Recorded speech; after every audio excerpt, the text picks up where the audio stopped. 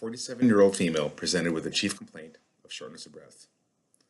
The history of present illness is that 3 days ago she presented with fevers, chills, and increasing shortness of breath.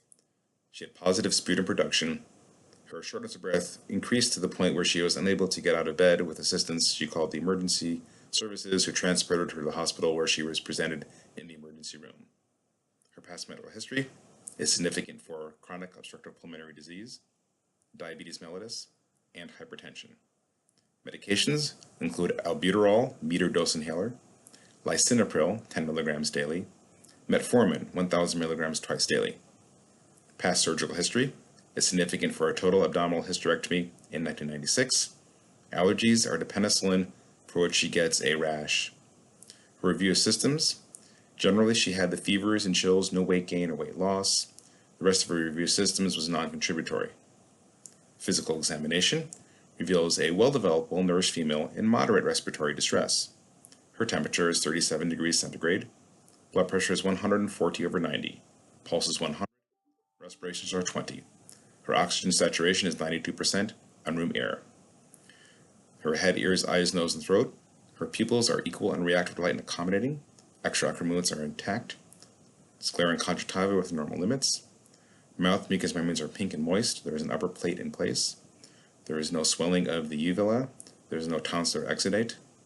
Neck is supple and non-tender. There's no cervical adenopathy. The thyroid is normal size and texture. Lungs have decreased breath sounds on the right side with increased E to A changes. There is diffuse wheezing. Heart, regular rate and rhythm with an S4. There's no murmur, gallops, or rubs. Abdomen is flat. The active bowel sounds are active. There is no hepatosplenomegaly. There is no abdominal tenderness or rebound. Rectal examination reveals normal rectal tone. There was some stool which was guaiac negative. Extremities: pulses are 2+ and equal. The skin is cool. There is no lesions. Neurological examination: she's alert, awake, and oriented ×3. DTRs are 2+ and equal. Sensory exam is intact. Psychological: she's alert, awake, and oriented.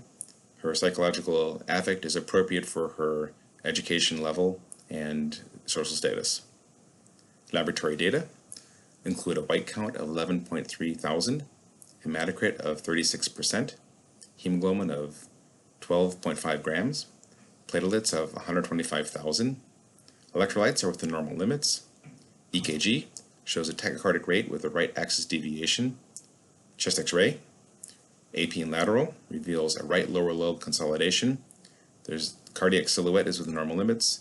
There's no evidence of congestive heart failure.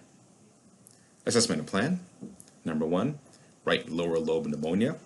Patient will be admitted and given IV fluids and IV antibiotics of ciprofloxacin because she's allergic to penicillin.